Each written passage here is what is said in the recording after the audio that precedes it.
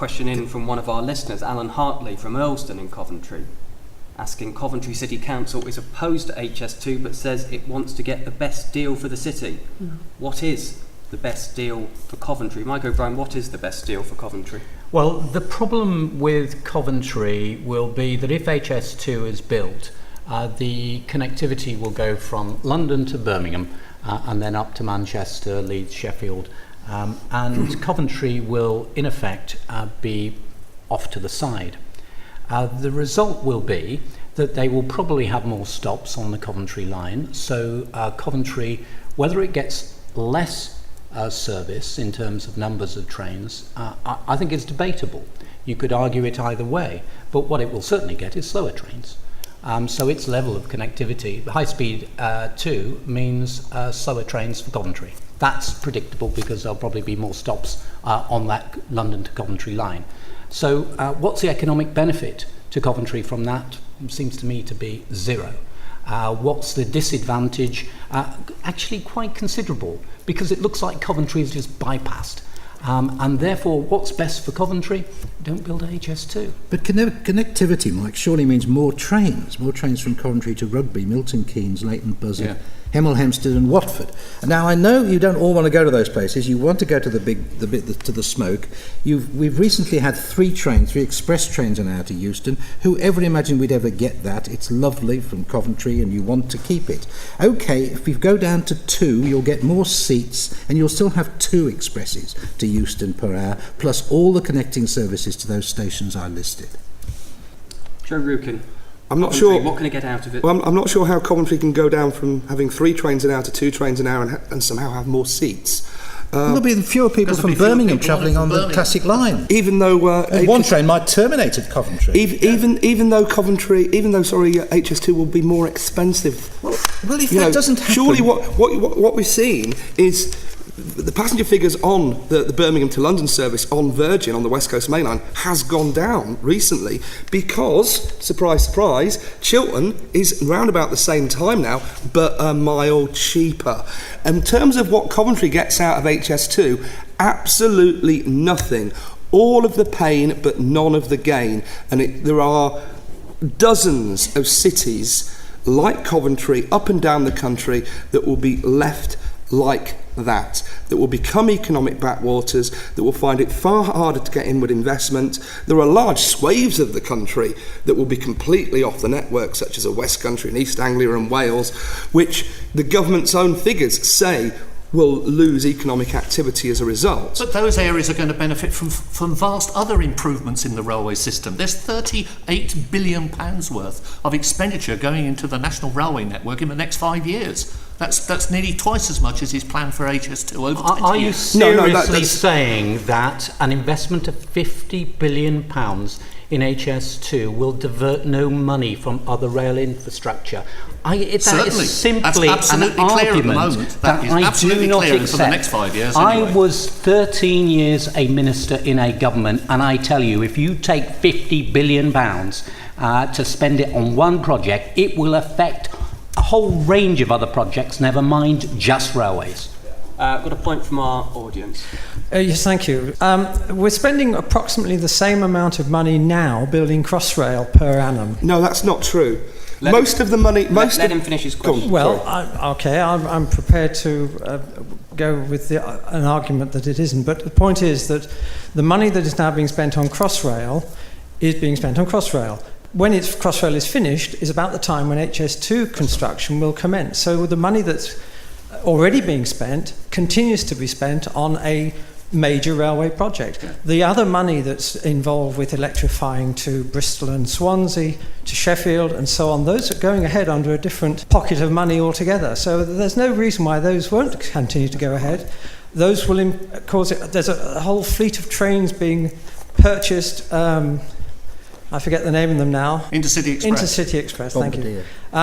Which are going to modernise the services in a variety of lines. All this is still going to go ahead. The money's already committed. One of the arguments that keeps getting put forward for HS2 not really costing anything is that it's costing the same amount of money that Crossrail is now.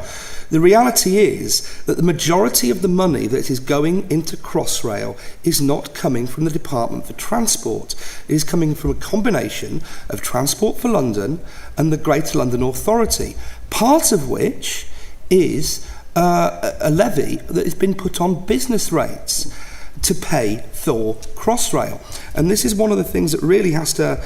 One of the unanswered arguments in the HS2 debate that various documents have, and the latest strategic case for HS2 suggests that, is that the places that will get to the stations will have to pay for them in some way, whether that is money coming out of the squeezed local transport passenger executive, whether that is the city council having to put up money, or indeed the city council collecting money via extra levies in business rates, all of which happened with Crossrail.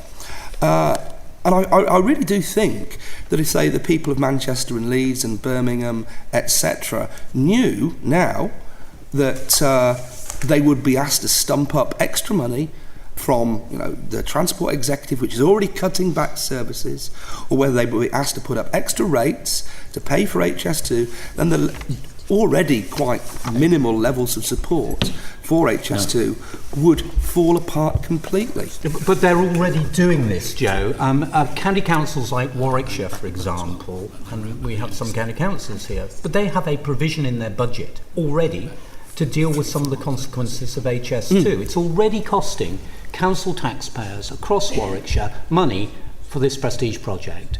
And this prestige project is going to bring no conceivable benefit, as far as I can see, in a practical way to the people of Warwickshire. This is one of the problems, Alan Marshall. The public, that they see the figures and they simply can't comprehend it. And there are wild figures all over the place. I mean, the reality is that currently the budget for the project, both the two phases, is 28 billion plus 14 billion pounds worth of contingency for overspends and such like, and another 8 billion for rolling stock, which the Secretary of State for Transport has admitted is rolling stock that will be necessary anyway in the future. That it's either to replace existing trains or because additional trains are necessary to cope with the continuing growth. And might I just remind people that we are currently seeing the number of passengers carried on the railways in this country at an enormously high level. The figure produced just the day before yesterday shows that in the last quarter of last year was the highest number of passengers ever carried and travelled, the distance they travelled on the railway network, since records began in 1842.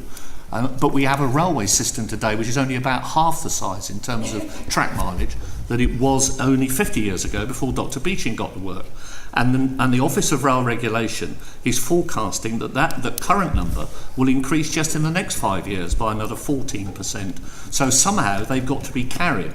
There are so many projects around this region that are singular engineering projects that have caused significant areas of blight, they've caused social problems, they've caused economic problems, employment issues because of lack of mobility.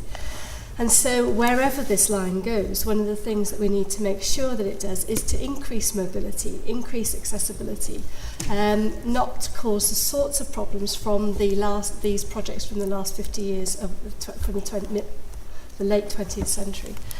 And so I come back to the same thing. For Coventry to, or for any of the areas impacted by this route, it needs to start talking about what can be done for the region in a much wider spatial area than is currently being considered. Not that I'm suggesting that HS2 pays for all of that, of course it can't. But if there is a demand for change then that comes from people, different stakeholders talking together, then I think it can be a much better solution. Well, we've talked about the environment. Any member of our audience maybe like to touch upon how it will affect them in their surroundings, in their part of the country? I have to say it's been fascinating listening to all of you talking, because you have very diverse views on a very diverse number of subjects based on one particular subject, HS2. And it's been interesting listening to the numbers being bandied around, because as an individual, and I'm by no means the only individual in the situation I'm in, there are thousands of us. But as an individual, listening to you banding numbers around like 28 million, 50 million, 80 billion, whatever it turns out to be, as a person who is directly affected by HS2 because it's going to pass 150 yards from my door, I'm a single mother and I have 7 children. I'm in negative equity. The government and HS2 cannot afford to pay me sufficient compensation for me to be able to either live in my house in a decent way with children with very special needs who are going to be dramatically affected by it, and nor will they pay me enough money to be able to pay off my debts and leave me in a situation where I can buy an alternative property. So I have to say that from my perspective, and a lot of other people's perspective who are in the same situation as me, it's incredibly frustrating listening to people talking about making the best of it and spending even more money on benefiting the local regions. Yes, I agree with you. But I totally agree with you. I think one of the major failures with this government is the way that they're handling this compensation issue I have to for say, people like yourself or people like in the village of Gilson. We have been treated as a complete irrelevance. I still don't know after 4 years what my financial situation is with 7 children with very special needs. I have no support for that approach to people like yourself whatsoever. I think one of the major weaknesses is the way compensation has not been dealt with. About what may happen to people like me. And as I say, I'm not the only one. There are thousands of people in my situation. And it's all very well talking about infrastructure and benefits and blah, blah, blah. But I'm a person, and people being affected are people with lives who are being forced out of their homes, and that needs addressing above and beyond everything else. One of the few occasions I suspect I will agree with Alan Marshall here is on the shameful way in which the compensation approach has been taken by the current government. But there wasn't an adequate compensation programme put forward by my government. So, I'm let me be sort of non-party political about this. But the Treasury are always like this. They try to minimise the amount. And if we look at the, £1.2 billion they're suggesting they're going to be paying out in compensation, that'll barely deal with the compensation they've got to pay in London. Never mind all the way up the track. Every infrastructure project has human casualties, but the sheer scale of the human casualties on this project, because it's got to go in a straight line, it goes, and Alan mentioned the village of Gilson. It goes smack through the middle of the village of Gilson. I know it well. I travel through it regularly, and it's enormously damaging. Why? Because it was supposed to be a high speed. They don't argue it high speed anymore. They say it's all about connectivity and everything else. But basically, it was supposed to be a high speed train, a bullet train that they were going to have, a big prestige bullet train. And the result was the sheer scale of the human casualties in this project dwarf almost any other project that we've got, and the amount of pain that people are going to suffer in order to get an extra 9 minutes travelling from London to Birmingham, it's just not proportionate. We're paying too high a price for this. The question I have for the panel is, if the business case for HS2 is so compelling, why does the government have to fund it?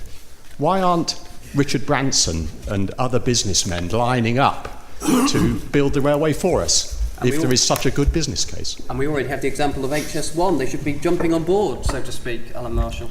Well, what the government did with HS1 was to fund it and then sell a concession on it, and that seems to be the approach they're adopting to HS2 at the moment. I don't know why the government has opted to fund it entirely itself. It could also, it qualifies for European funding, but the government has chosen not to go for European funding. Again, I don't know why. No, I don't know. It's presumably to do with European politics.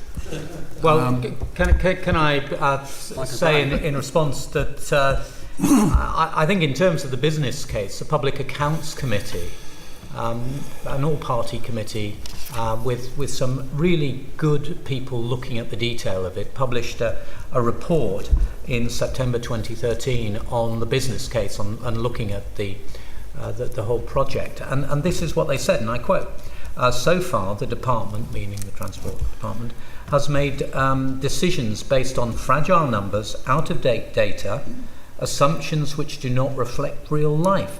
And they've relied on the time spent on trains being wasted. So in other words, the business case is not very good, and that is why the government is ending up funding this project far more than when it was initially thought of by Andrew Adonis, Lord Adonis, who went to the then Labour government with his vision. he is someone who really believes in railways and the future of railways. He's a lovely man. He's completely wrong.